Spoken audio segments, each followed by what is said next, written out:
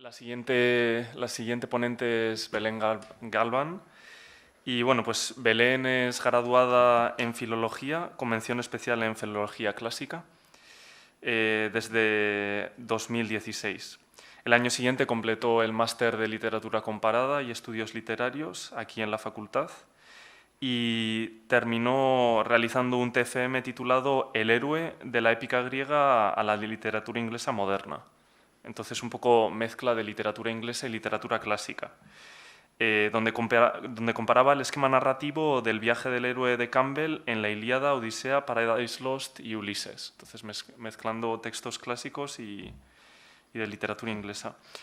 Actualmente está desarrollando su tesis doctoral centrándose en el tema de la muerte y su representación en la saga de Harry Potter, enfocándolo desde un punto de vista de la teoría de la recepción, en la haptalogía del tratamiento de la muerte en diferentes obras de la literatura clásica y literatura inglesa. Y hoy pues, nos va a hablar de el viaje heroico introspectivo de metamorfosis y peregrinaje en Harry Potter y And the Deathly Hallows. Entonces te doy ya... Muchas gracias. Bueno, buenos días a todos. Antes que nada quería agradecer a los organizadores por permitirme hablar hoy aquí. Yo voy a presentar un análisis del viaje de Harry en el último libro de la saga, que es Harry Potter and the Deathly Hallows. Y un momento, ¿puedo acercar esto? Bien. Y tres formas con las que se juega con tres tipos de elementos más o menos tradicionales en torno a la representación de este viaje. Uno sería la propuesta de Campbell del mito del héroe, que hereda mediante la comparación de numerosas historias míticas. Otra sería la herencia de distintas creencias en torno a los bosques como un lugar aislado que permite la deconstrucción de uno mismo. Y luego, por último, cómo en ese viaje subyace a la vez un tipo de viaje manifiestamente cristiano, que sería el peregrinaje. Como probablemente sepáis todo el mundo, la saga escrita por J.K. Rowling narra los 6 primeros libros las aventuras de un niño mago en su colegio, pero lo que nos presenta en su conjunto es un viaje de crecimiento del protagonista, que pasa de niño a joven adulto a lo largo de los 7 libros. El 7º libro, sin embargo, es fundamental para ello. Primero, porque Harry pasa de niño a adulto definitivamente.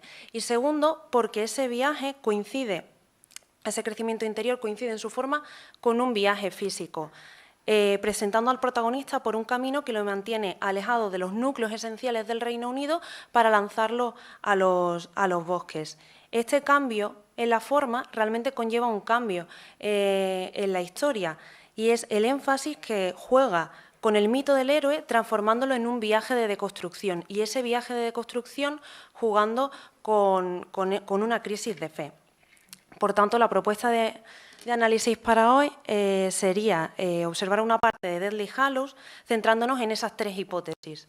En primer lugar, que el esquema del viaje del héroe subyace en toda la saga, pero que el hecho de que sea una heptalogía permite a Rowling jugar con ese esquema, convirtiendo el 7º libro, que difiere en cierto modo de los anteriores, en un juego donde el viaje del héroe nos demuestra la maduración definitiva de Harry. Luego, en segundo lugar, que el viaje físico es esa culminación, como comentábamos, de un viaje interior y que nos presenta la deconstrucción del personaje principal mediante el paso de un entorno urbano a un entorno natural. Y luego, por último, que ese viaje apunta con su componente de autodescubrimiento y de crisis de fe realmente a un peregrinaje. Por esa razón, pues nada, en la comunicación lo divido en esos 3 puntos principales. Una introducción al esquema principal de la saga, un análisis de la deconstrucción, que sería la parte más extensa, y luego una última lectura más cercana al viaje de peregrinación. Bueno, como ya he comentado y como más o menos supongo, todo el mundo sabe más o menos de qué va Harry Potter, sobre todo los 6 primeros libros, ¿no? Es decir, es un niño mago que vive con sus tíos muggles, que va a un colegio de magia, que al final de curso suele enfrentarse con las fuerzas del mal y que más o menos, no sé si siempre sale bien, pero por lo menos siempre sale vivo. Este resumen más o menos nos puede servir para, como he comentado, los 6 primeros libros de la saga. De hecho, no sé si recordáis que al principio incluso se empezaban a vender como libros autoconclusivos, o por lo menos yo los empecé a conocer así con los cuatro primeros. La cuestión es que este viaje responde a grandes rasgos al esquema del viaje del héroe propuesto por Joseph Campbell en su obra The Hero of a Thousand Faces. Para explicar este análisis, al que yo suelo referirme mayormente como esquema narrativo, Campbell se basa en numerosos mitos de diferentes culturas y llega a la conclusión de que a nivel universal hay una repetición de una historia que se centra principalmente en la figura del héroe y que consiste en un viaje de transformación que separa al héroe del mundo conocido para devolverlo, si triunfa en la misión en la que tiene que triunfar, reconvertido en un nuevo sujeto, con un nuevo lugar en la sociedad y con un nuevo conocimiento de sí mismo. Ese esquema consta de 3 fases principales, que serían separación, iniciación y retorno. Es decir, el héroe se separa de la comunidad a la que pertenece para entrar en una fase de lucha contra lo desconocido y al final, si logra vencer, puede regresar a su sociedad para reintegrarse con una nueva forma y función. Lo cierto es que este esquema, aunque se basa especialmente en los mitos, bueno, lo podemos encontrar en numerosos mitos, ¿no? Desde Edipo hasta las leyendas del rey Arturo y numerosas historias tradicionales. Pero no solamente se encuentra en esto, sino también en las obras literarias, se basen directamente en el mito, ¿no? Por lo que realmente a veces es difícil dilucidar cuándo J.K. Rowling está jugando directamente con el mito y cuándo está jugando con diferentes obras literarias. Lo que sí es innegable es que los 6 primeros libros de Rowling presentan unas imágenes muy potentes, como la que se encuentra ahí, que se pueden relacionar directamente con el mito. Y además que contiene ese esquema que he mencionado con un patrón narrativo muy similar. Es decir, la separación, iniciación y el retorno corresponderían a la separación del mundo Muggle, la iniciación en el colegio y luego el retorno al mundo Muggle. Sin embargo, Deathly Hallows rompe con esas expectativas. Si nosotros esperábamos que Deathly Hallows fuera el año 7 en Hogwarts, pues resulta que no es así. Lo que nos encontramos, por hacer un resumen, es que tras la muerte de Dumbledore, Harry tiene la misión de encontrar los Horcruxes, que son objetos que contienen parte del alma de Voldemort. Su intención es destruir esos objetos para poder acabar definitivamente con Voldemort.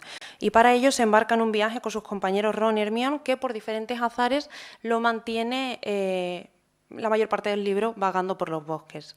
Voy a hacer un inciso que es solamente, pese a que Harry, Ron y Hermione suelen hacer, bueno, normalmente grupo, yo me voy a referir especialmente a Harry por concretar un poco el análisis, porque si no podríamos estar aquí muchísimo tiempo. En este caso, el viaje, la separación y el retorno ya no tienen relación con la casa de sus tíos, sino con su nuevo núcleo social, ahora que es mayor de edad, que sería el mundo mágico. Es decir, aquí la fase de iniciación consiste en esa separación de ese nuevo núcleo de identidad, que sería la sociedad mágica, y que se justifica en la obra por la necesidad de huir de de las autoridades que han sido tomadas por partidarios de Voldemort y han implantado una especie de dictadura, y luego también por la necesidad de encontrar los Horcruxes. Esta ruptura narrativa de la forma, como ya apuntaba antes, conlleva una intención respecto al contenido y es donde ya entramos por fin en el kit de la cuestión que quiero analizar. Y es que si bien las 7 obras en su conjunto cuentan esa transformación de niño a hombre, es la 7ª la que se encarga de resumir esos viajes y de unificarlos para presentarnos la maduración definitiva del protagonista. Es decir, lo que realmente me interesa de Deathly Hallows es que J.K. Rowling utiliza ese esquema del héroe con el que ya ha construido las 6 entregas anteriores para, no sé si decir invertirlo, no sé si es la palabra correcta, pero bueno, más o menos para jugar con él y con las conclusiones de esas otras entregas y presentarnos un viaje interior de deconstrucción y de madurez. De hecho, si analizamos el uso del viaje en Deathly Hallows, vamos a poder observar, como tengo aquí, una división muy clara en 2 partes muy diferenciadas. Una primera de construcción, en la que Harry ve cómo todo su mundo y su identidad se va desmoronando, y otra de reconstrucción, en la que vuelve a construir su sistema de creencias, pero ya desde un punto de vista más consciente, y se prepara para su regreso a la sociedad, que no sucede hasta la última parte del libro. Como en muchas otras obras, además, en las que podemos adivinar el esquema de Campbell, lo que vemos justo en medio es una especie de viaje al inframundo, aunque realmente que no es exclusivo. Hay diferentes autores que hasta ven 7 descensos al inframundo en esta obra, jugando obviamente con el número 7, con el que suele jugar, con el que juega ya la propia Rowling en el número de obras. Pero yo en este caso no me voy a centrar en un viaje al inframundo con una forma concreta como un descenso a un sitio, bueno, subterráneo, ni nada de eso, sino a un viaje interior. Por eso me interesa la definición de Rachel Falconer, que estudia el esquema del descenso del inframundo, la narrativa actual, y que se centra en el viaje interior que vamos a ver más adelante, ¿no? Cuando dice que sobre todo es the destruction and rebirth of the self through an encounter with the absolute other. Eso es exactamente lo que vamos a ver ahora en Harry Potter. El análisis lo voy a centrar especialmente en esa primera mitad de deconstrucción, donde vamos a ver cómo la transformación del héroe está determinada por el diálogo con los avances que ha hecho en los libros anteriores y una deconstrucción que va a poner en duda todo lo que Harry cree sobre sí mismo. Y en este viaje es fundamental el paso, bueno, el abandono de la sociedad y el paso al mundo natural. Si delimitamos esa primera parte en la que me voy a centrar, iría desde que Harry se va de casa de sus tíos y llega a la madriguera, que es el hogar de los Weasley, hasta los momentos inmediatamente posteriores de su visita a Godric's Hollow. Si vemos un esquema somero de esa parte del viaje, nos damos cuenta de dos cosas. La repetición en orden inverso de momentos clave de los libros anteriores, que además corresponden a un sistema de creencias muy importantes para Harry, así como la división del mismo, aunque no se ve claramente en el esquema, pero bueno, ya lo adelanto yo, que en dos partes muy diferenciadas, que serían la ciudad y el campo. A la ciudad pertenecerían los dos primeros, donde tendríamos la madriguera, que conecta con el sexto a través de su relación con Ginny, porque pasa bastante tiempo allí. Luego tenemos Grimmauld Place y el Ministerio de Magia, que es donde van siguiendo con la huida y son lugares emblemáticos del quinto libro. El campamento del Mundial de Quidditch, que visita en el cuarto. Luego se encontraría con dementores en las lindes urbanas, que son criaturas que nos remiten directamente al tercero, además del hechizo, donde aprendía el hechizo para poder librarse de ellas. Luego oye rumores que comienzan a orientarlo hacia la espada de Gryffindor empapada de veneno de basilisco, que eso lo consiguió él en el segundo. Y luego, por último, tenemos la visita a Godric's Hollow, que pese a que no aparece en el primer libro, obviamente nos remite al inicio de todo, al pueblo donde él nació y donde sus padres murieron, porque los asesinó Voldemort. Yo creo que es importante separar esas partes que transcurren en los núcleos urbanos de los que no, porque son bastante diferentes. Y en este caso se presenta como fundamental esa conexión que Harry pueda tener o no con la sociedad. En la parte 6 y 5, aunque Harry ya está en una especie de huida de Voldemort, sigue teniendo un contacto esencial con la sociedad. Eso, por supuesto, está claro en casa de los Weasley, donde además pues, asiste a una boda y está acompañado de parte de la Orden del Fénix. Pero luego también cuando huye a Grimmauld Place, al fin y al cabo sigue contando con ciertas comodidades de la sociedad, ¿no? Como baños, cocinas, ese tipo de cosas. Y además incluso puede recibir información de amigos como el señor Weasley, que le manda un Patronus, o Lupin, aunque no acabe muy bien su visita. También es cierto que es entonces, en plena huida, cuando comienzan de verdad los indicios de abrir la conciencia a una especie de discurso alternativo que podría venir de los márgenes, que sucede cuando recibe información muy importante de Critcher y de Mundungus Fletcher, que uno es un elfo doméstico y el otro pertenecería un poco al Lumpen y no está muy bien considerado. También es importante señalar la deconstrucción de Harry, que comienza a ser más profunda, ya que las visiones de Voldemort aumentan. Estas visiones borran los límites entre Voldemort y Harry y van apuntando a la verdad que descubrirá al final del libro. Esta naturaleza dual incluso puede verse a través de la retórica, cómo se van confundiendo, por ejemplo, los sujetos. Cuando Harry spoke in a high, cold, merciless voice, realmente quien está hablando ahí es Voldemort, pero empiezan a fusionarse esas dos partes que al final vamos a ver que tiene Harry. La cuestión es que, en definitiva, en este momento su misión inmediata está asociada en un entorno urbano, ¿no? Su misión inmediata es ir al Ministerio de Magia, que al final es una institución política. Va a ser en la huida de ese Ministerio de Magia cuando entremos en la segunda fase, que es la huida por los bosques, y que presenta unas diferencias muy claras con la huida en la ciudad. En definitiva, lo que tenemos en la ciudad son la civilización, voces amigas, buena comida, instituciones. Harry llega a considerar la casa de su padrino como a kind of home. En definitiva, Harry mantiene sus creencias. Y esto es importante tenerlo en cuenta porque el contacto con miembros de la Orden del Fénix obviamente le impide a Harry ahondar en otras realidades de la situación, porque el discurso del mundo que le rodea le da fuerzas a unas determinadas creencias que podríamos resumir de manera simple como la de el bando de los buenos. En conexión con ellos, Harry nunca va a poder dudar de la bondad de Dumbledore y nunca va a poder siquiera pensar que hay una parte de Voldemort que vive en él. Frente a eso tenemos la huida por los bosques queda representada por el silencio, por una aparente inmovilidad, por la comida ya como supervivencia. Esta parte del viaje, que además, como ya he dicho, va a seguir pasando por momentos en orden inverso a los otros libros, se caracteriza por una pérdida progresiva de las ideas que Harry creía inherentes a su conformación como individuo, que le hacían ser quien es, así como una ruptura de los límites que le separaban del que sería su otro en un sentido gótico, que es Voldemort.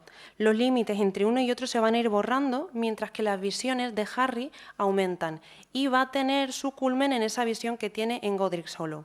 Y ahora voy a ir viendo esas partes del viaje. Cuando huyen del Ministerio de Magia, el primer sitio donde van es a esa explanada donde se celebró la final del Mundial de Quidditch. En el cuarto libro, esto era un camping preparado para un acontecimiento cohesionador de la sociedad como es la final de un deporte importante.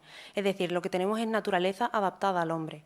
Ahora es el punto de partida que además supone un tremendo contraste para lo que le espera a partir de ahora, que es la separación de la sociedad, y que Harry identifica con el silencio y la falta de cambio vertiginoso, ¿no? Está señalado pues, como people rarely venture this way, como remain deserted, no change.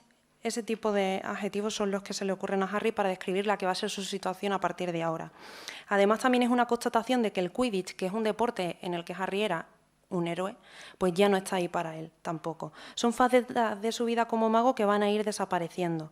Lo que comienza ahora sería como una representación de los bosques como un lugar propicio para una descentralización violenta, ¿no? el típico enfrentamiento de uno mismo contra sus propios miedos. Lo siguiente que se encuentra Harry cuando intenta volver a la civilización, a un pueblo para conseguir comida, son dementores en las lindes urbanas. Bueno, el encuentro con estas criaturas tiene una doble función. La primera es que no sea tan fácil volver a entrar a las ciudades, lo cual fuerza a nuestro protagonista a seguir vagando por los bosques, excepto contadas excepciones que sí que va a intentar volver, pero no va a volver a la sociedad hasta el último tramo del libro. Y luego lo segundo es contrastar la pérdida de una habilidad que había aprendido entonces, que en el tercer libro, que era el Patronus, y que además durante estos años había sido su hechizo estrella y que le conectaba con su padre, ¿no? Con sus raíces, porque tomaba la forma del animal en el que se transformaba su padre. Luego, además de los bosques como un sitio para autoanalizarse un poco a sí mismo, también tenemos una representación de los bosques como un espacio para refugiarse de la ley. Harry se encuentra y espía a un grupo de fugitivos del nuevo gobierno, que serían goblins y nacidos de muggles, por los que se entera de un acontecimiento que le pone tras la pista de la espada de Gryffindor, ¿no? Esa espada empapada en veneno de basilisco. Y esto le conecta directamente con el segundo libro, donde él mismo la sacó del sombrero seleccionador, pero bajo unas circunstancias radicalmente diferentes. Antes fue su fe en Dumbledore la que convocó la aparición de ayuda. Ahora esta vez parece que no tiene ninguna pista de cómo cumplir su misión. Y además, una vez más, ese conocimiento viene de los márgenes, ¿no? A través de fugitivos y de goblins. Y luego ya por último llegamos a Godric's Hollow, que es la parte más baja de la deconstrucción de Harry y sus creencias. La visita al pueblo donde Harry nació y creció, nació y sus padres murieron, es dejada por Rowling para el último libro, pero yo creo que jugando un poco con nuestras expectativas. Yo creo que cualquiera podría pensar que al visitar su pueblo de origen, Harry lo que iba a hacer era encontrarse con sus raíces, sería como un momento de reencuentro con la tumba de sus padres, pero un poco en bonito, vamos a decir. Pero eso no va a ser así, porque las respuestas que él va buscando no van a ser realmente las que quiere escuchar. Para empezar, la visita a la tumba de sus padres, lejos de ser un reencuentro con sus raíces, lo que se convierte es en una especie de deseo realmente de dejar de existir, como dice en la cita, que estaba close to wishing at this moment that he was sleeping under the snow with them. Es decir, directamente muerto. Además, el encuentro con la tumba le crea una especie de confusión, porque creo que no se ve muy bien, pero el epitafio que tienen es "The last enemy that shall be defeated is death". Y él lo relaciona en un primer momento con la ideología de los Death Eaters y de Voldemort, creyendo que igual quieren conquistar la muerte de mala manera, de manera artificial, y es Hermione la que le tiene que decir, no, realmente esto lo que quiere decir es que puede que haya una vida después de la muerte, y vencer a la muerte significa continuar con la existencia. Pero ya eso deja un poco tocado a Harry, y después de eso los límites de su personalidad se van a borrar aún más. En el mismo pueblo, tras entrar en contacto con una parte de Voldemort a través de la serpiente, Harry se ve por unos momentos transformado en el Señor Oscuro 16 años antes, pero viendo cómo sus padres mueren desde el punto de vista del asesino. Es decir, él en ese momento es Voldemort y está cometiendo los crímenes que serían más atroces para el propio Harry.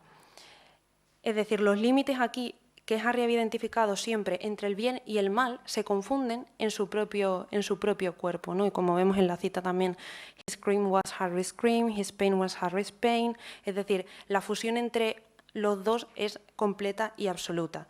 Pero aquí no terminan tampoco las desgracias de Harry, porque cuando despierta de esa visión se encuentra con que se ha roto su varita, que le había acompañado desde que tenía 11 años y que para él era un elemento muy importante de su identidad como mago. Y como nos dice también, never until this moment had he felt himself to be fatally weakened, vulnerable and naked, as though the best part of his magical power had been torn from him. Y tampoco termina ahí las desgracias de Harry, sino que tras eso asistimos a su mayor crisis de fe, que es que descubren que Dumbledore, ¿no?, el que siempre había sido el paladín del bien y su mentor, había compartido las ideas de un mago oscuro anterior a Voldemort, que era Grindelwald. A partir de aquí sí que va a empezar el proceso de reconstrucción, ¿no?, tras esta deconstrucción absoluta. Comienza con el retorno de Ron, que se había ido antes, ¿no? Aparece el Patronus, encuentran la espada, pueden por fin destruir el guardapelo y demás. Con esa escena, Harry comienza la segunda mitad del viaje, donde podrá volver a abrazar sus ideas, pero de manera consciente. Pero la cuestión es, si va a volver a abrazar sus ideas, ¿para qué esta deconstrucción tan absoluta? Pues todo este proceso que hemos visto y sus consecuencias son cruciales para el viaje de Harry, porque es muy importante que él comience a verse a sí mismo como su otro. Es decir, Harry tiene que dejar de verse en parte como lo que socialmente le han construido y comenzar a mirar a la cara a esa parte oscura que al fin y al cabo vive dentro de él.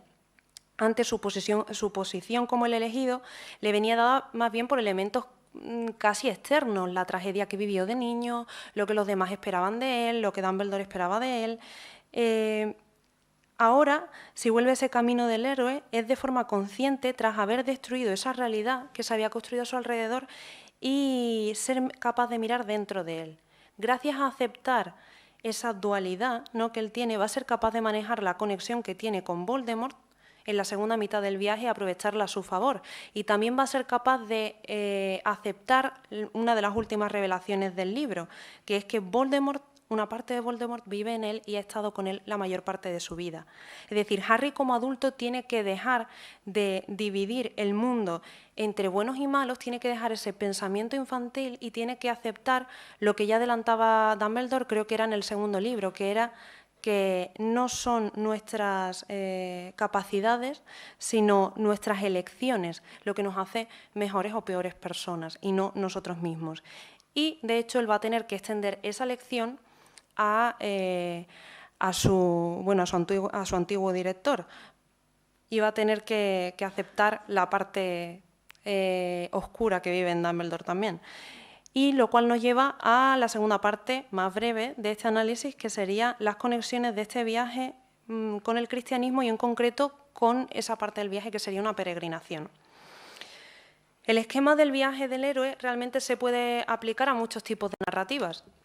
En esta obra, por ejemplo, además del viaje que acabamos de señalar, también nos vamos a encontrar con elementos muy importantes de un peregrinaje que vive Harry. con la crisis de fe alrededor de Dumbledore como el elemento central. Las relaciones de Harry Potter con el cristianismo son muy numerosas y se pueden ver en diferentes imágenes y en diferentes símbolos, pero no me voy a meter con ellas para poder concretar. Entonces voy a centrar el análisis en las similitudes entre Deathly Hallows y el tipo de viaje de peregrinación a través de elementos llamativos y comunes entre ese tipo de viajes, y luego, por otra parte, entre la relación intertextual que se establece con The Canterbury Tales, de Geoffrey Chaucer. La relación entre Harry y Dumbledore es uno de los ejes principales entre los que Deathly Hallows sustenta ese sentido religioso y que se puede conectar con el peregrinaje. Que la relación entre Harry y su mentor ya fallecido adquiere ese carácter religioso ha sido señalado por diferentes autores, entonces solamente voy a hacer un pequeño resumen para podernos poner en contexto. Aquí la cuestión fundamental es que en no pocas ocasiones la confianza o la falta de confianza que Harry tiene que depositar en Dumbledore es más bien una cuestión de fe, como es este caso del séptimo libro.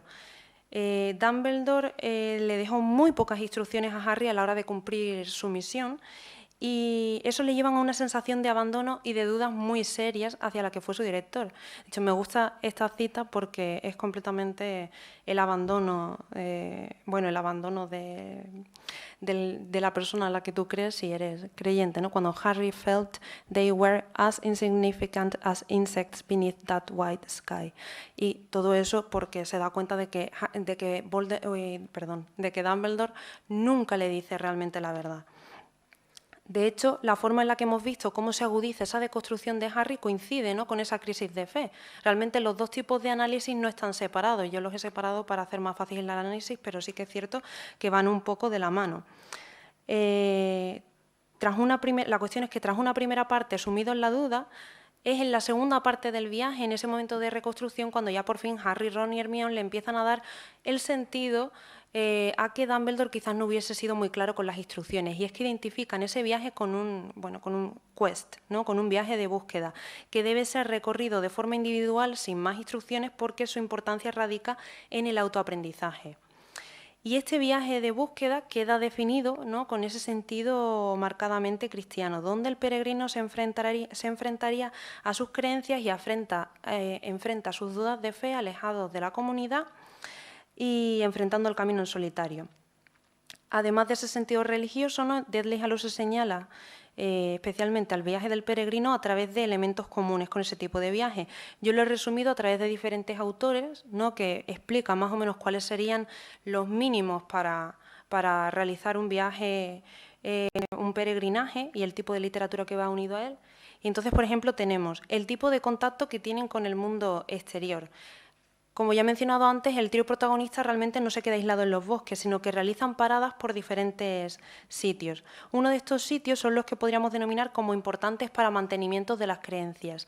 Es decir, Harry va, por ejemplo, a Godric's Hollow porque ese es el sitio donde él nació, pero también donde Dumbledore vivió, y va a ir para ver si puede encontrar algún tipo de verdad con respecto a él. Luego también es muy interesante que veamos que en consonancia con esa naturaleza dual que tiene Harry, tienen que ir haciendo como una especie de viaje de peregrinación, pero con un reverso tenebroso, en concreto para llegar a los Horcruxes de Voldemort. Para buscarlos tienen que visitar también lugares importantes para el Señor Oscuro, como fue el orfanato en el que se crió o finalmente cuando van a Hogwarts. En resumen, serían sitios lo suficientemente impactantes como para que él escondiera parte de su alma. Luego, por otra parte, tenemos el hecho de que el otro tipo de visitas sean a sitios de carácter liminal, especialmente. Van a casa de los Lovegood, que están en el bosque, van a casa de Billy Fleur, que está en la playa, o van a la mansión de los Malfoy, son secuestrados o lo que sea, que está aislada en el campo. Harry no se va a integrar de nuevo en la sociedad hasta casi el final del libro, en la fase de retorno. Entonces, incluso cuando visita la ciudad, lo hace bajo la capa de invisibilidad y se mantiene separado de la población. Y me voy a poner un poco el turbo. La importancia también de las reliquias, ¿no?, también desdoblada en ese carácter oscuro y no tan oscuro. El no tan oscuro sería las reliquias de la muerte, ¿no?, que son objetos que tienen también ese componente de fe, en el que hay unos magos que creen en ellos y otros que lo consideran patrañas. Luego la parte más oscura serían esos objetos donde Voldemort ha escondido parte de su alma. Y luego, por último, sería la conexión con el peregrinaje, ¿no? La dificultad del viaje que hace más importante vivir el proceso que llegar a la meta.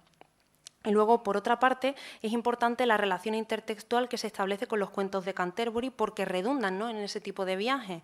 Como yo creo que ya sabréis, la obra de Chaucer pues, se sitúa en una tradición de cuentos que él expone precisamente en el contexto de una peregrinación. Esos cuentos reciben el nombre de Tale, ¿no? The Knight's Tale, The Pardon's Tale, etcétera, etcétera.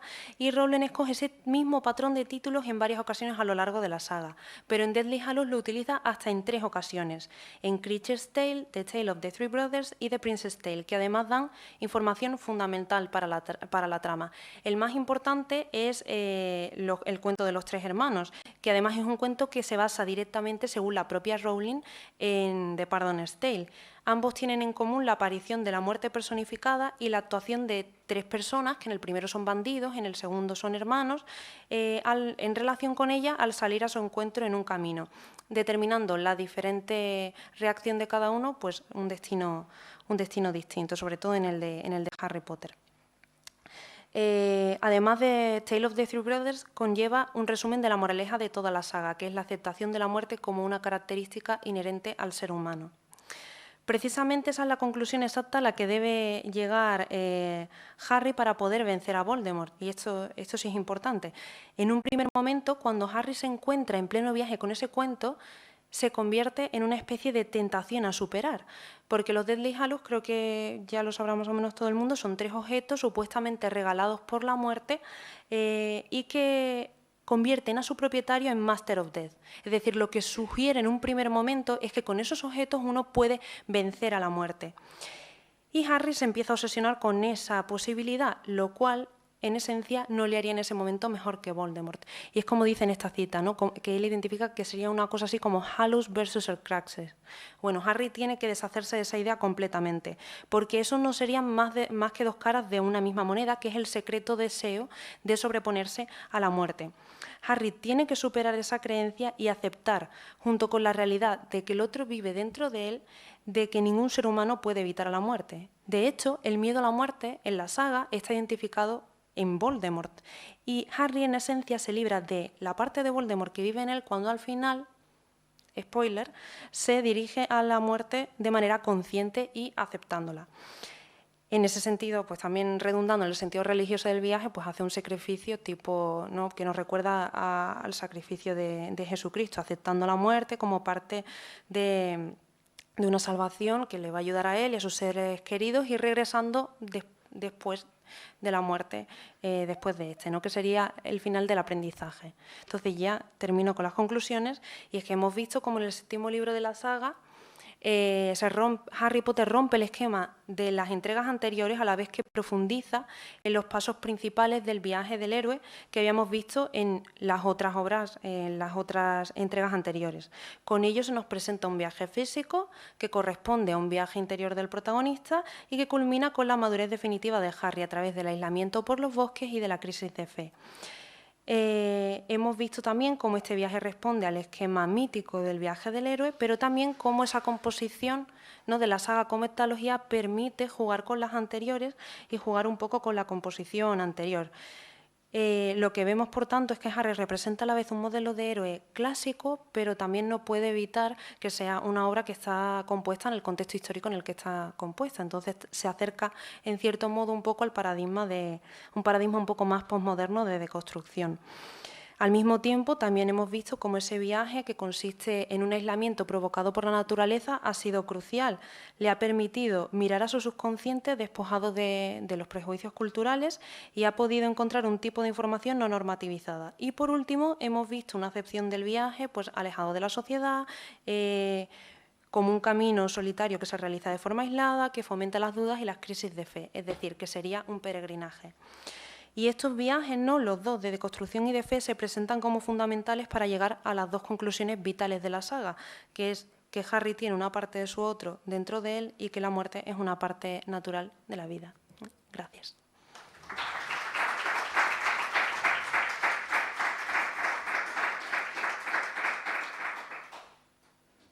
Muchas gracias por la ponencia, me ha parecido muy interesante y para alguien como yo que no había leído el libro me ha parecido muy fácil de seguir. Has explicado todo muy bien. Qué bien, Entonces, muchas gracias. me ha quedado todo muy claro. Bueno, yo tengo una pregunta ya, pero os doy pie a que preguntéis primero.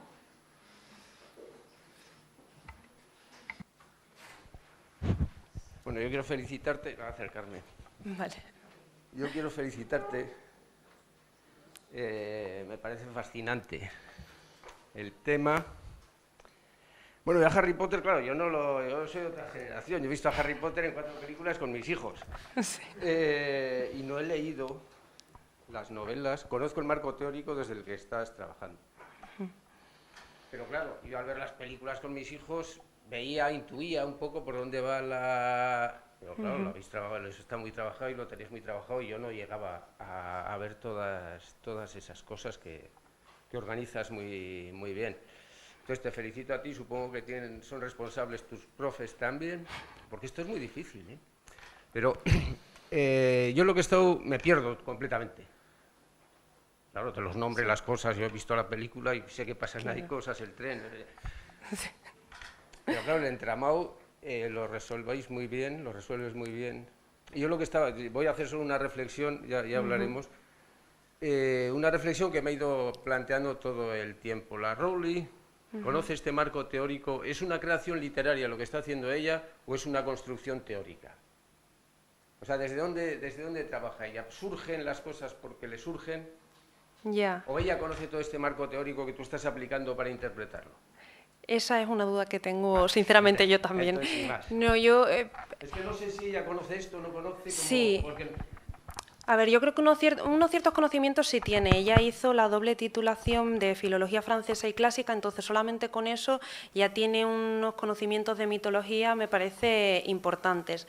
Y luego, aparte, leyendo entrevistas con ellas y demás, ella es, bueno, una amante de la literatura inglesa absoluta y no sé hasta qué punto, de forma consciente o un poco como herencia de todo lo que ella lee, ha ido construyendo ese esquema que yo creo que se pueden relacionar con numerosas obras literarias y a la vez con el mito. Yo creo que hay una parte consciente, otra parte que quizás no lo sea tanto, pero sí que es cierto que al final da una sensación de unidad excesivamente grande y que da lugar a preguntarse eso, si será todo consciente o si será o si no lo será. Yo creo que una parte sí.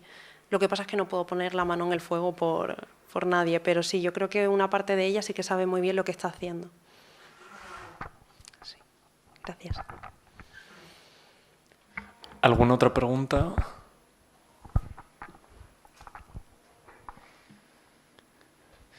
Bueno, yo entonces quiero aprovechar y quería preguntarte una pregunta relacionada con mi tema.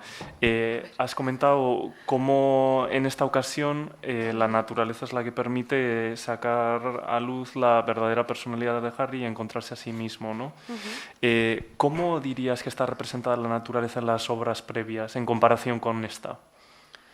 Pues ahí es cierto que no termino de tener una opinión ciertamente formada. He leído ciertos artículos que aplican la ecocrítica a Harry Potter y la verdad es que son muy contradictorios. Hay algunos que piensan pues que los magos viven en un entorno bastante natural, muy en contacto y demás, pero hay otras partes de la saga que sí que es cierto en la que los magos parecen ser tienen una actitud bastante imperialista, por ejemplo, con el resto de criaturas y también con el entorno que les rodea. Entonces ahí hay una cierta contradicción. Sí que es cierto que esa actitud es criticada. Así que no sabría decir. Yo creo que es muy importante el hecho de que, Hogwarts se sitúa más o menos en Escocia, ¿no? Es Vox Populi, no se dice claramente en las novelas, pero lo es. Entonces, si tenemos en mente esos paisajes escoceses, yo creo que Rowling ha querido, y Rowling vivió allí mucho tiempo, yo creo que Rowling ha querido mezclar, ¿no?, esos recuerdos de su infancia y darle ese carácter. Lo que sí que es cierto es que, más que la naturaleza, los bosques sí que representan, me parece claramente, un regreso o una manera de enfrentarse al subconsciente. Cada vez que Harry entra al bosque prohibido, por ejemplo, se encuentra con criaturas que, por ejemplo, se encuentra con Voldemort la primera vez, o se encuentra con información a través de Aragog, que es la araña gigante, la cromántula. Siempre hay, ¿no?, encuentra la verdad también cuando cuando en el tercer libro descubre, eso fue bajando por el sauce boxeador, precisamente descubre quién es su padrino, la realidad sobre Sirius Black, es decir, siempre tiene ese componente de enfrentarse a la realidad, los bosques en concreto, y yo creo que lo sigue haciendo en el séptimo, aunque no sea ya un bosque mágico, como es el bosque prohibido, pero sí que tiene esa tradición. Entonces sería un símbolo que ves que persiste, ¿no? En toda la línea, consistentemente. Sí, sobre todo el tema de los bosques. El tratamiento igual, pues cuando aparece el lago, ¿no? Donde se hacen pruebas y demás, ya no sabría decirte tanto, pero los bosques sí, me parece que sí. ¿Alguna otra pregunta?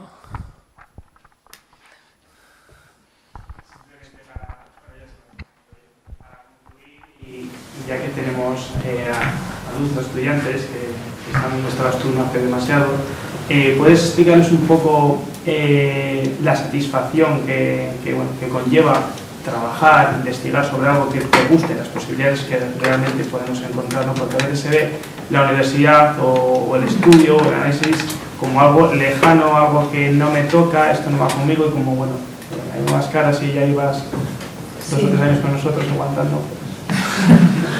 No, la verdad es que yo creo que, claro, que habrá una diferencia, no es mi caso, entre quien elija una investigación pues de un tema que no le conecta mucho, a quien realmente sí elige el tema, ¿no? El que, digamos, el que es mi tema. Es decir, aquel que me interesa especialmente, o como es mi caso, por ejemplo, con libros con los que he vivido desde que tenía 11 años. Entonces, para mí realmente prácticamente no es, sí es una investigación, obviamente, hay que darle un carácter académico y demás, pero sí que es algo en lo que llevo pensando tanto tiempo que parece que todo concluye. No es investigar para poder aplicar exactamente a Harry Potter, sino que mediante la investigación voy entendiendo muchas más cosas de esas obras que siempre he leído. Yo desde luego os animo a todos a que si sentís esa pasión por la literatura o por cualquier tipo de serie de televisión, de película, de cualquier tipo de cosas, os animéis a investigar, porque sí que es impresionante poder llevar esa pasión que tienes, ¿no? Esa división que parece que hay entre tu vida personal y la vida académica, poder unirlas y poder también, no sé cómo decir, darle prestigio, ¿no? Mediante el estudio a aquello que a ti te gusta y defender cuál es tu posición. Para mí es fundamental. Eso es. ¿Algún otro comentario final? Bueno, es una ronda final de aplausos para Belén y terminamos ya con esta sesión. Muchas gracias.